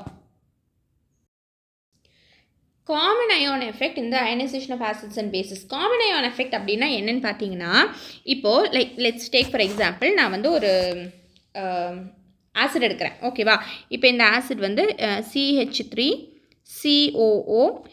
அசிட்டிக் ஆசிட் எடுக்கிறேன்னு வச்சுக்கலாம் சரியா இது வந்து ஒரு வீக் ஆசிடா இதுக்கு டிசோசியேஷன் ஆல்ரெடி ரொம்ப கம்மியாக தான் இருக்கும் கரெக்டாக ஓகே இப்போ இந்த வீக் ஆசிட் என்ன ஆகும் இது வந்து டிசோசியேட் ஆகுது வாட்டரில் நான் தண்ணியில் கலக்கிற உடனே இது டிசோசியேட் ஆகுது எப்படி டிசோசியேட் ஆகும் CH3COO மைனஸ் ஆகும் H ப்ளஸ் ஆகும் டிசோசியேட் ஆகுது சரியா ஓகே இப்போது இந்த மிக்சருக்குள்ளே அதாவது அசிட்டிக் ஆசிட் நான் தண்ணியில் கலந்த உடனே இது டிசோசியேட் ஆகிடுச்சு இந்த மிக்சருக்குள்ளே நான் என்ன பண்ணுறேன்னா இந்த ஆசிடோட ஒரு சால்ட் ஆட் பண்ணுறேன் சரியா இப்போ அசிட்டிக் ஆசிடோட ஒரு சால்ட்டு சோடியம் அசிட்டேட் ஆட் பண்ணும்போது since there is water sodium அசிட்டேட்டும் டிசோசியேட் ஆகும் எப்படி CH3COO மைனஸ் ஆகும் Na ப்ளஸ் ஆகும் டிசோசியேட் ஆகும் சரியாடா இப்போ இந்த காமன் அயான் எஃபெக்ட் அப்படின்னா என்னென்னா இங்கே பாரு இந்த ஃபஸ்ட்டு டிசோசியேஷன்லையும் செகண்ட் டிசோசியேஷன்லையும் காமனாக உனக்கு ஒரு அயான் இருக்கா அசிட்டேட் அயான் உனக்கு காமனாக இருக்கா இப்போ என்ன ஆகும்னா இந்த அசிட்டேட் அயான் இங்கே பாரு இனிஷியலி அசிட்டேட் அயான் ஒரு மோல் இருந்துச்சு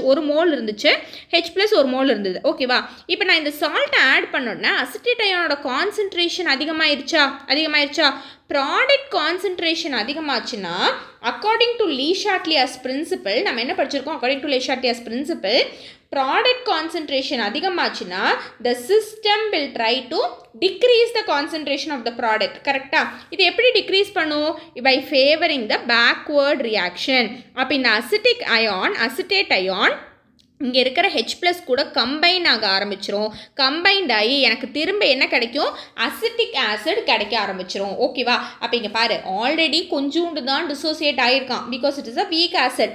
அதுலேயும் நான் இந்த காமன் அயானை கொண்டு போய் ஆட் பண்ணதுனால இந்த டிசோசியேஷன் மறுபடியும் என்ன ஆயிடுச்சு, மறுபடியும் ரொம்ப கம்மியாயிருச்சு. ஓகேவா? அப்போது காமன் அயான் இருக்கக்கூடிய ஒரு சால்ட்டை நீ வந்து பேஸ்லேயோ ஆசிட்லேயோ ஆட் பண்ணிங்க அப்படின்னா அதோட அயனைசேஷன் இன்னும் டிப்ரெஸ் பண்ணி விட்டுரும், இன்னும் என்ன பண்ணிடும், கம்மி பண்ணி விட்டுரும். This is called as common ion effect. I hope it is clear. அப்போ according to Le Chatelier's principle, equilibrium எங்கே ஷிஃப்ட் ஆகும், it will shift towards the left side. ஓகேவா? பேக்வர்ட் ரியாக்ஷனை தான் ஃபேவர் பண்ண ஆரம்பிச்சிடும். இதுதான் common ion effect. ஓகே, நெக்ஸ்ட் நம்ம பார்க்க போகிறது வந்து hydrolysis of salt and pH of the solution. Hydrolysis of salt அப்படின்னா என்னென்னா, இப்போ நீ ஒரு சால்ட்டை எடுத்து, சால்ட் வந்து ஆசிட் பேஸ் ரியாக்ஷன் நடக்கிறதுனால ஃபார்ம் ஆகிற ஒரு விஷயம் தானே. இப்போ இந்த சால்ட் எடுத்து நீ தண்ணியில் கரைச்சேன்னு வச்சுக்கோ, தண்ணியில் நீ இந்த சால்ட்டை போட்டேன்னா இந்த சால்ட் வந்து டிசோசியேட் ஆகுமா, 2 அயானாக டிசோசியேட் ஆகும்.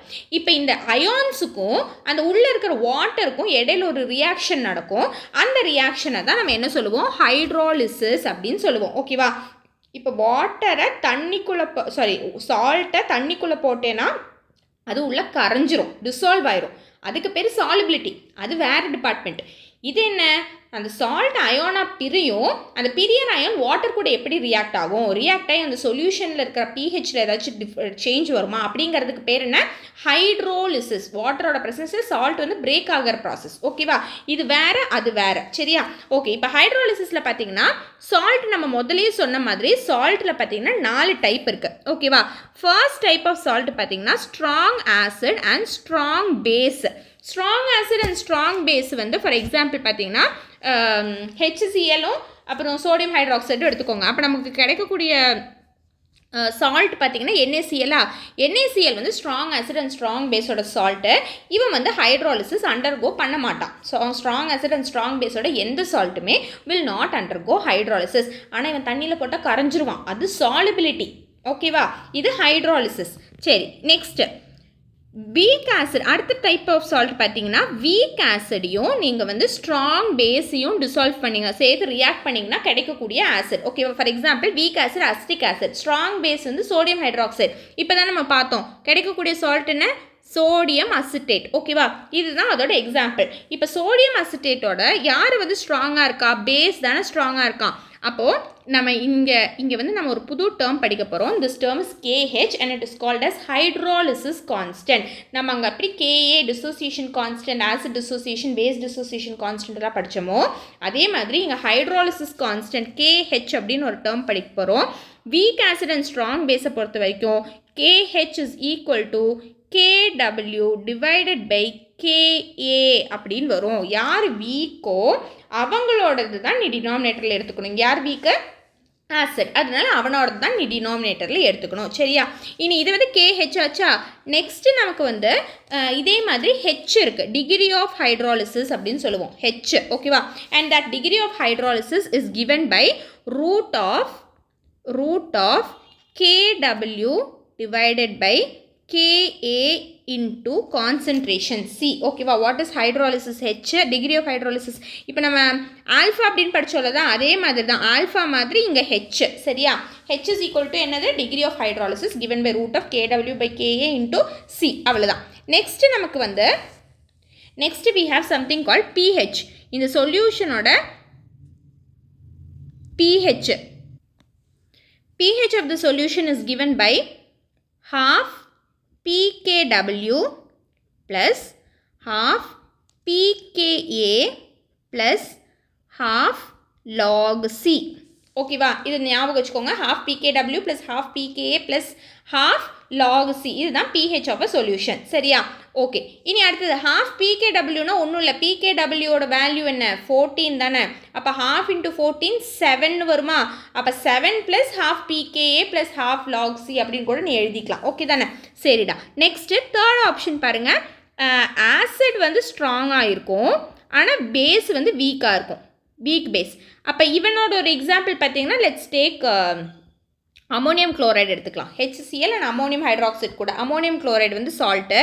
இதோட KH வேல்யூ வந்து it is equal to KH is equal to KW divided by யார் இங்க வீக்கு பேஸ் அப்போ இங்கே என்ன வரும் KB அவ்வளோதான் சரியா and H is equal to root of KW by KB dot C அப்படின்னு வரும் KB dot C அதே மாதிரி pH of a solution is given as half into PKW minus half into PKB plus இல்லை அங்கேயும் minus தான் sorry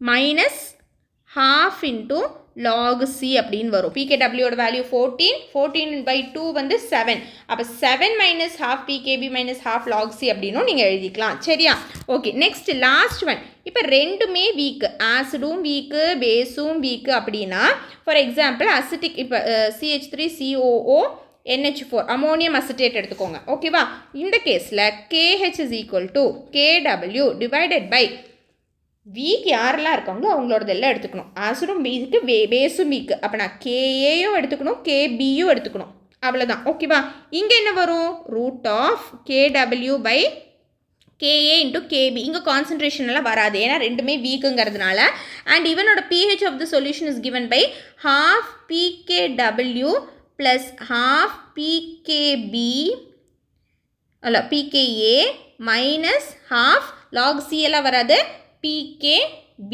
தான் வரும் PKB அவ்வளோதான் புரிஞ்சுதா ரொம்ப ஈஸி இந்த pHயும் KHயும் Hயும் நீங்கள் ஞாபகம் வச்சுக்கிட்டிங்கன்னா பேஸ்ட் ஆன் த சால்ட் இதுலேருந்து வரக்கூடிய எல்லா கொஷின்ஸையும் நீங்கள் பண்ணிடலாம் டேரக்ட் கொஷின்ஸ் தான் வரும் சரியா டவுட் இல்லைடா ரொம்ப ஈஸி இதெல்லாமே ரொம்ப ரொம்ப ஈஸியான ஒரு விஷயம் ஓகேவா நெக்ஸ்ட் டாபிக் போகலாம் அடுத்தது பாருங்கள் பஃபர் சொல்யூஷன்ஸ் அப்படின்னா ஃபஸ்ட் என்னென்னா நீ வந்து ஒரு சொல்யூஷனில் இப்போ வந்து நீ அந்த சொல்யூஷனை ஒரு சின்ன அமௌண்ட் ஆஃப் ஆசிடையோ இல்லை சின்ன அமௌண்ட் ஆஃப் ஆல்கலியோ தெரியாமல் ஆட் பண்ணுறேன்னா அந்த சொல்யூஷனோட pH மாறாது ஓகேவா ஏன் மாறாது அப்படின்னா நீ அதில் பஃபர் சொல்யூஷன் ஊற்றிருப்ப அப்போ பஃபர் சொல்யூஷன் என்ன பண்ணும் அப்படின்னா it will resist the change of pH மாறும்ல அந்த சேஞ்சை வந்து இவன் ரெசிஸ்ட் பண்ணிடுவான் ஓகேவா this is called buffer solution அப்போ பஃபர் சொல்யூஷனோட டெக்ஸ்ட் புக் டெஃபினிஷன் என்னென்னா the solution that will resist the change of pH on addition of acid or alkali is called buffer solution ஓகேவா நீ ஆசிடையோ ஆல்கலியோ ஆட் பண்ணும்போது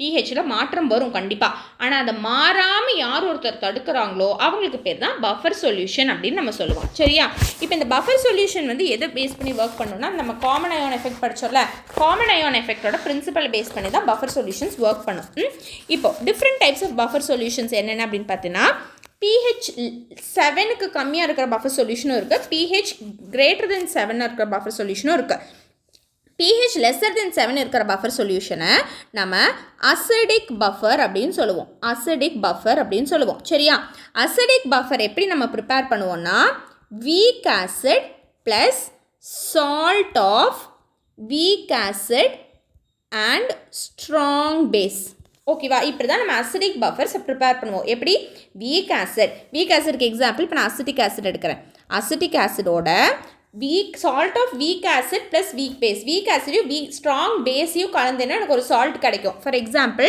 CH3COO NA ஓகேவா இதுதான் இவங்க ரெண்டு பேரும் சேர்ந்தது தான் என்னது என்னோட அசிடிக் பஃபர் அப்படின்னு நம்ம சொல்லுவோம் இப்போ pH ஆஃப் an அசிடிக் பஃபர் கால்குலேட் பண்ண சொல்லுவாங்க pH was given by an equation called Henderson-Hasselbalch equation ஓகேவா ஹெண்டர்சன் எழுதுற பாருங்க Henderson-Hasselbalch equation இந்த Henderson-Hasselbalch equationல pH is equal to pKa plus log of concentration of conjugate base divided by concentration of acid இதுதான் ஓகேவா or இந்த ஈக்குவேஷனை நம்ம எப்படி எழுதலாம்னா pH is equal to pKa plus சிம்பிளா log salt plus salt by acid அப்படின்னு எழுதிக்கலாம் இதுதான் நம்ம யூஸ் பண்ணுவோம் salt by acid ஓகேவா ரொம்ப ஈஸி தானே ஈஸி தான் ஓகே இனி நெக்ஸ்ட்டு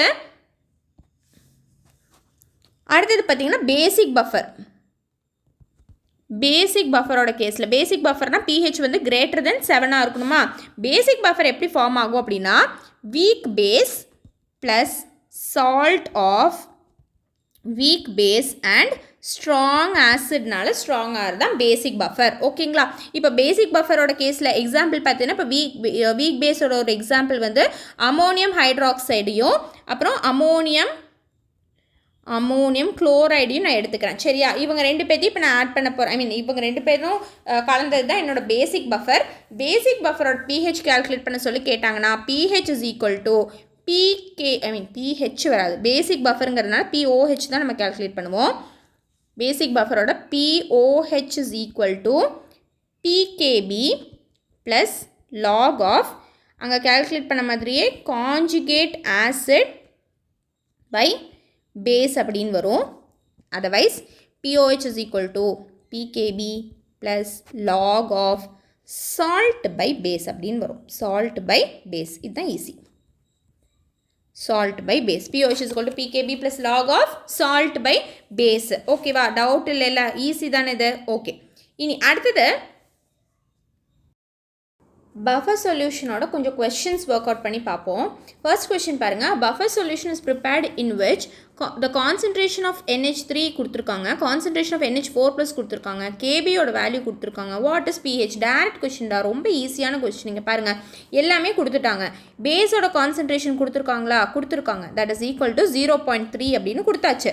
இனி அடுத்த கான்சன்ட்ரேஷன் என்ன கொடுத்துருக்காங்கன்னு பாருங்கள்.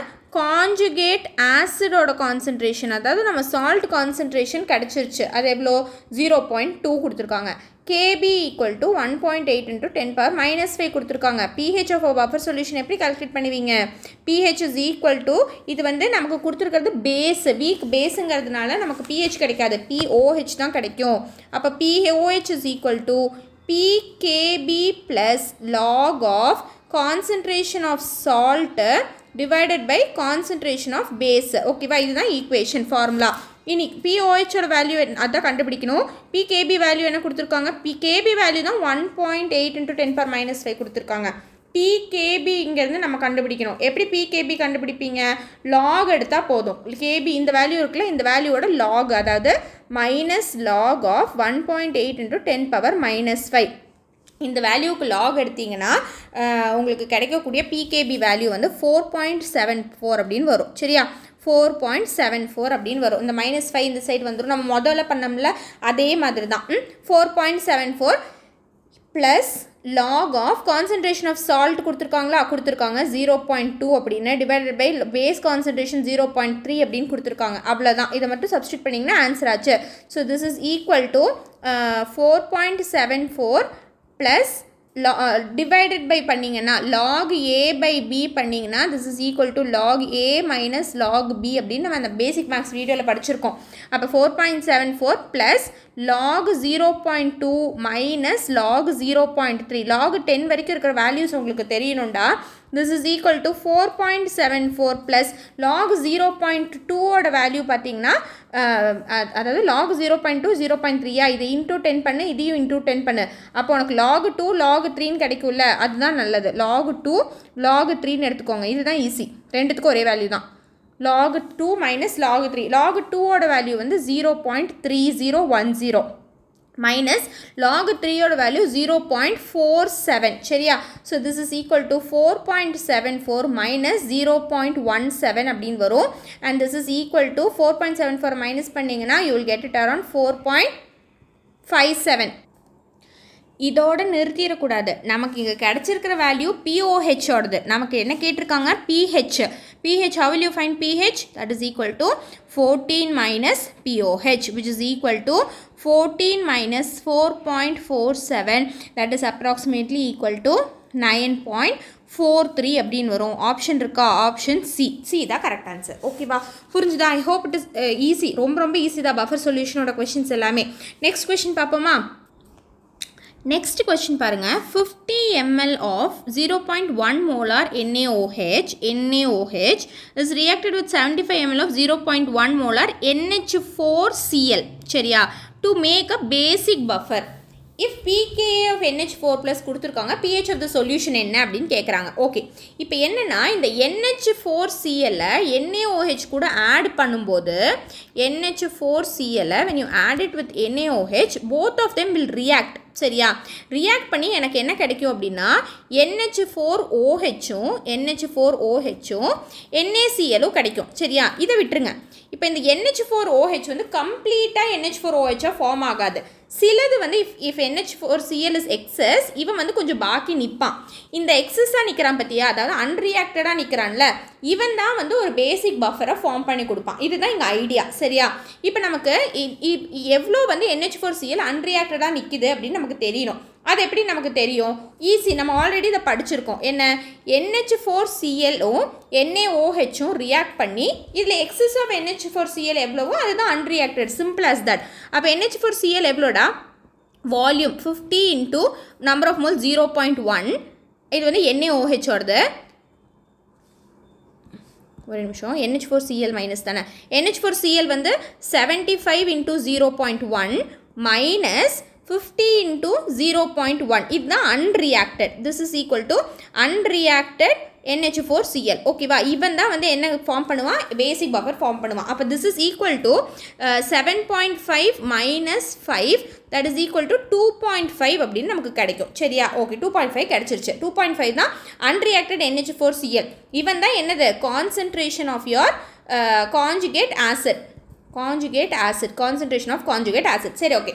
இனி அடுத்தது பாருங்கள், pH of a buffer solution formula என்ன? pH is equal to, இங்கே வந்து நமக்கு பேசிக் பஃபர் அப்படிங்கிறதுனால POH தான். POH is equal to நமக்கு pKb plus log of NH4 plus divided by NH4OH அப்படின்னு கிடைக்குமா? கரெக்டாக? இதுதானே ஃபார்முலா. அப்போ அதாவது salt by base. So this is equal to pKb நமக்கு வேணும். pKa தான் கொடுத்துருக்காங்க. we know that pKa plus pKb is equal to 14 தெரியும். அதனால் இங்கேருந்து pKb கண்டுபிடிச்சிக்கலாமா? pKb is equal to 14 minus what is pKa? 9.26. that is equal to 4.74 அப்படின்னு வரும். சரியா? அப்போ here 4.74 plus log of concentration of acid எவ்வளோ? 2.5 conjugate acid divided by base எவ்வளோ? base வந்து இந்த base வந்து என்னது? NH4OH தானே. NH4OH ஓட concentration நமக்கு தெரியாது. நமக்கு concentration of NH4OH வேணும். அதை எப்படி கண்டுபிடிக்கிறது? ஈஸி. இங்கே பாருங்களேன், இங்கே பாரு, NH4OH ஓடது இங்கே பாரு, NH4Cl will react with NaOH to give NH4OH plus NaCl அப்படின்னு நமக்கு தெரியும். நமக்கு இவனோட கான்சன்ட்ரேஷன் தான் வேணும். கரெக்டாக? இதோட கான்சன்ட்ரேஷன் தான் நமக்கு வேணும். சரி, இப்போ இவனோட கான்சன்ட்ரேஷன் நம்ம எப்படி கண்டுபிடிக்க போகிறோம் அப்படின்னா, இங்கே பாருங்கள், ரொம்ப ஈஸி. இனிஷியல் கான்சன்ட்ரேஷன் என்னவாக இருக்கும்? இனிஷியல் கான்சன்ட்ரேஷன் வந்து நமக்கு ஆல்ரெடி கொடுத்துருக்காங்க. NH4Cl ஓடது 7.5னும் NaOH ஓடது 5னும் கொடுத்துருக்காங்க. இவன் வந்து 0 சரியா? இனி அடுத்தது எவ்வளோ வந்து சேஞ்ச் வந்திருக்குடா? எவ்வளோ சேஞ்ச் வந்திருக்கு?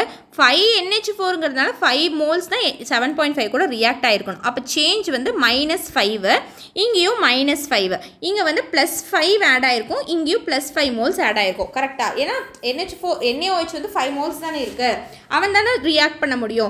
ஓகே, அப்போ ஈக்குலிபிரியமில் ஃபைனல் கான்சன்ட்ரேஷன் என்ன? ஃபைனல் கான்சன்ட்ரேஷன் 7.5 minus 5 வந்து 2.5, இது 0, இது 5, இவனும் 5. அப்போ NH4OH ஓட கான்சன்ட்ரேஷன் இஸ் ஈக்குவல் டு எவ்வளோ? 5. அதுதான் இங்கே ஆட் பண்ணணும். Concentration of NH4OH is equal to 5. ஓகேவா? இது கொஞ்சம் நீங்கள் யோசிச்சிங்கன்னா, கொஞ்சம் கான்செப்ட் நீங்கள் யூஸ் பண்ணி யோசிச்சிங்க அப்படின்னா உங்களுக்கு வந்து இது ஈஸியாக கிடச்சிரும். அண்ட் பை த வே 2025 நீட்டில் வந்து இந்த மாதிரி கொஞ்சம் கொஸ்டின்ஸ் வர்றதுக்கான சான்சஸ் அதிகம். ஏன் அப்படின்னா கொஞ்சம் கொஸ்டின்ஸ் வந்து இந்த மாதிரி கொஞ்சம் ப்ராக்டிக்கல் ஓரியன்டாக, அப்ளிகேஷன் ஓரியன்டாக கேட்க போகிறாங்க அப்படிங்கிற மாதிரி நியூஸ் வந்துட்டுருக்கு. சரியா?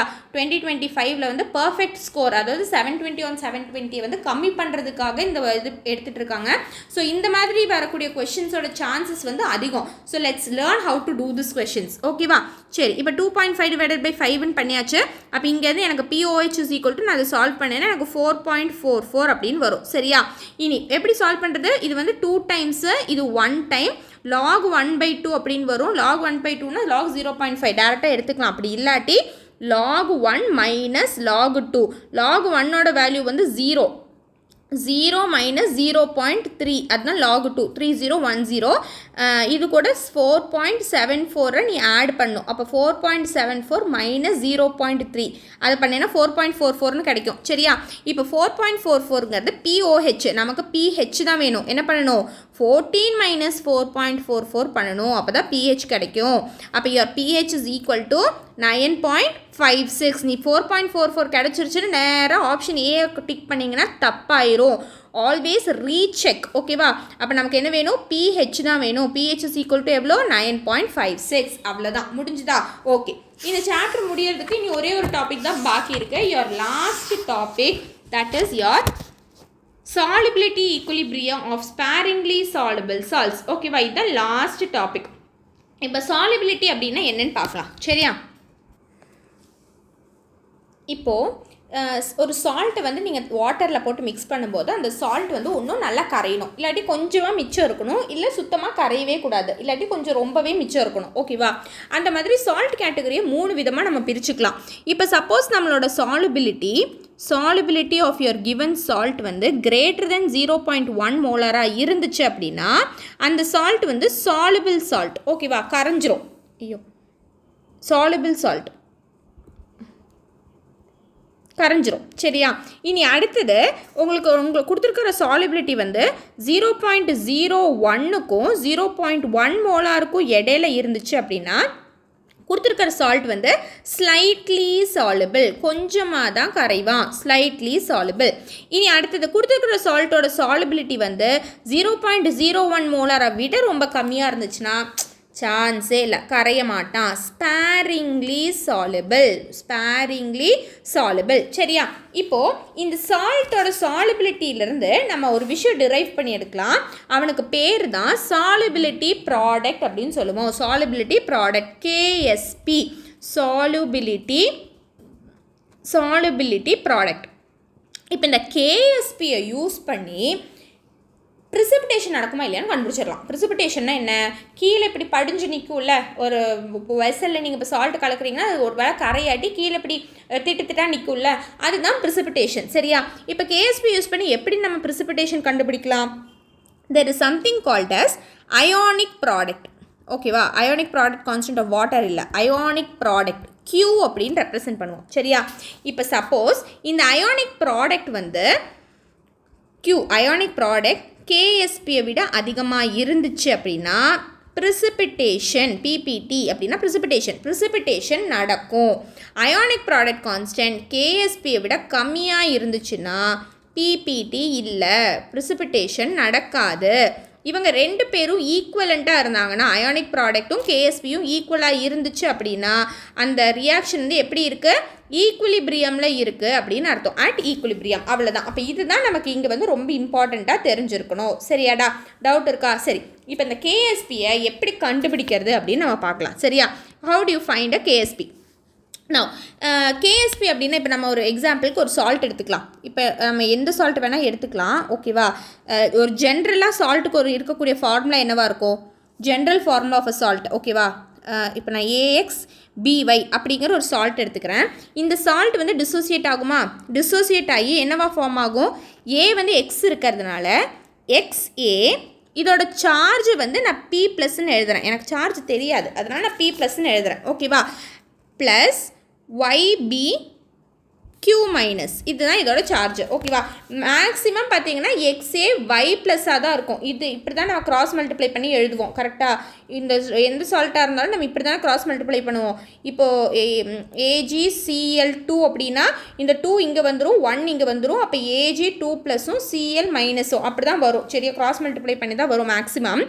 ஓகே இப்போ இங்கே பாருங்கள் இங்கேருந்து நான் என்ன கண்டுபிடிக்கணும் எனக்கு KSPயோட வேல்யூ தெரியணும் அதுதான் என்னோட எய்ம் சரியா KSP நான் இப்போ எப்படி கண்டுபிடிக்க போகிறேன்னா let us take for example இந்த இதில் வந்து இவனோட அதாவது இந்த AP ப்ளஸ் இருக்குல்ல AP ப்ளஸோட கான்சன்ட்ரேஷன் டு த பவர் எக்ஸ்ன்னு எழுதணும் அதே மாதிரி BQ மைனஸோட கான்சன்ட்ரேஷன் டு த பவர் வைன்னு எழுதணும். இப்படி எழுதணுமா? இதுதான் என்னோட KSP. KSP is equal to இவங்க ரெண்டு பேர்த்தோட கான்சன்ட்ரேஷன். சரியா? இது வரைக்கும் ஓகேவா? இவங்க ரெண்டு பேர்த்த நம்ம அந்த ப்ராடக்ட் கான்ஸ்டன்ட் எல்லாம் எழுதுவோம்லடா, அதே மாதிரி தான் இவங்க ரெண்டு பேர்த்தோட கான்சன்ட்ரேஷனை நம்ம எழுதியாச்சு. சரியா? ஓகே. இனி அடுத்தது என்னென்னா, இப்போ இந்த ஏபி ப்ளஸ் இருக்குல்ல, ஏபி ப்ளஸோட சாலிபிலிட்டியை வந்து நான் எக்ஸுனும் கியூ மைனஸோட சாலிபிலிட்டியும் நான் வந்து எக்ஸ்ன்னு எடுத்துக்கிறேன். சரியா? எவ்வளோ ஏபி ப்ளஸ் இருக்குது? எக்ஸ்ஏபி ப்ளஸ் இருக்கா? To the power concentration to the power என்ன இருக்குடா? எக்ஸ் இருக்குது, போட்டாச்சு. எவ்வளோ பிக்யூ மைனஸ் இருக்குது? Y. Concentration to the power y இருக்கிறதுனால அதையும் வைன்னு போட்டுட்டேன். அவ்வளோதான், முடிஞ்சுது. ஓகேவா? இங்கே பாரு, ஏபி ப்ளஸோட கான்சன்ட்ரேஷன் நான் எஸ்ன்னு எடுத்துட்டேன்னா x s raise to x, y இது வந்து பிக்யூ மைனஸ் எஸ்ன்னு எடுத்துட்டேன்னா ஒய்எஸ் ரேஸ் டு ஒய். அவ்வளோதான், முடிஞ்சுது. இது தெரிஞ்சிச்சுன்னா போதும். ஓகேவா? இப்போ என்னென்னா ப்ராக்கெட்டை போட்டேன்னா இவ்வளோதான். இப்போ என்னென்னா இங்கேருந்து you can write KSP value. KSP is equal to x raise to x, y raised to y, x raised to x, y raised to y, s raised to x plus y அப்படிங்கிற ஃபார்மேட்டில் வந்துடும். s raised to x plus y அப்படிங்கிற ஃபார்மேட்டில் வந்துடும். அவ்வளோதான். இதுதான் final formula. இதுதான் நமக்கு தெரிஞ்சிருக்கணும். சரியா? டவுட் இருக்கா? ஈஸி தானே இது, ரொம்ப ஈஸி. ஓகேவா? KSP is equal to x raised to x, y raised to y, s raised to x plus y அப்படின்னு வந்துடும். இதுக்கு பேர் தான் என்னது? Solubility product. அவ்வளோதான். இதை யூஸ் பண்ணி இப்போ நம்ம கொஞ்சம் ஃபர்ஸ்ட் கொஸ்டின் பாருங்கள். The molar solubility of CaF2 in 0.1 molar solution of NaF will be அப்படின்னு கேட்குறாங்க. சரியா? இது ரொம்ப ஈஸி தான். என்னென்னா CaF2வை வந்து NaF சொல்யூஷனில் வந்து டிசால்வ் பண்ணியிருக்காங்க. இங்கே என்ன இருக்குன்னு பாருங்கள். ஒரு காமன் அயான் ஒன்று இருக்குது, F காமனாக இருக்குது. சரியா? அப்போ நீங்கள் ரெண்டு ஈக்குவேஷன் எழுதணும். CaF2ஓட ஈக்குவேஷன், CaF2 வந்து ஈக்குலிபிரியமில் பார்த்தீங்கன்னா you will get Ca2 plus இந்த 2 இங்கே போயிடும், இந்த 1 இங்கே வந்துடும், ப்ளஸ் 2F மைனஸ் அப்படின்னு வரும். Ca2 ப்ளஸோட சால்பிலிட்டி எஸ்னா 2F மைனஸோடது 2Sஆக இருக்குமா? அவ்வளோதான். இனி அடுத்தது NaFோட கேஸில் பார்த்தீங்கன்னா NaFோட கேஸில் Na ப்ளஸ்ஸாகவும் F மைனஸாகவும் பிரியும். இதுக்கு எஸ்னா இதுக்கு வந்து என்னவாக இருக்கும்? எஸ்ஸாக தான் இருக்கும். ஆனால் இது கொடுத்துருக்காங்க பாரு, 0.1 மோலார் சொல்யூஷன் கொடுத்துருக்காங்க. அப்போ நம்ம இங்கே எஸ்ன்னு எடுத்துக்க வேண்டாம். இது 0.1னா இதுவும் 0.1 தான், இதுவும் 0.1 தான். ஓகேவா? அப்போ concentration of F minus is equal to 2s plus 0.1 வரும். சாலிபிலிட்டி வந்து எப்போவுமே ரொம்ப கம்மியாக தான் இருக்கும். 10 பவர் மைனஸில் தான் வரும். சரியா? அப்போ அந்த 10 பவர் மைனஸை கம்பேர் பண்ணும்போது இந்த 0.1 ரொம்ப பெருசாக இருக்கும். எஸ்ஸை கம்பேர் பண்ணும்போது 0.1 ரொம்ப பெருசாக இருக்கும். அதனால நம்ம இந்த டேர்மை வந்து ஒமிட் பண்ணிக்கலாம். இந்த டேர்ம் என்ன பண்ணிக்கலாம்? ஒமிட் பண்ணிக்கலாம். So F minus is equal to 0.1 அப்படின்னு எடுத்துக்கலாம். சரியா? இது இந்த இந்த இந்த ஃபஸ்ட்டு ஸ்டெப்பு பண்ணிட்டீங்கன்னா அவ்வளோதான். பாக்கி எல்லாமே ஈஸியாக வந்துடும். பாரு, KSP is equal to KSP of என்ன கேட்டிருக்காங்க? CAF2 தானே? Okay. KSP is equal to KFC நல்லா வருது. KSP is equal to CAF2, அதாவது concentration of Ca2 plus into concentration of F minus square. ஏன்னா F2 தானே, அதனால் இது Ca2 ப்ளஸ் வந்து எஸ்ஸு, Fோடது என்னென்னு எடுத்திருக்கோம்? Fோடது வந்து 0.1 தான் எடுத்திருக்கோம். அப்போ 0.1 the whole squared அப்படின்னு வரும். சரியா? இப்போ நம்ம இது சப்ஸ்டியூட் பண்ணோம்னா you will get KSP is equal to S into 0.1 the whole squared வரும். 5.3 into 10 power minus 11 is equal to S into 0.01.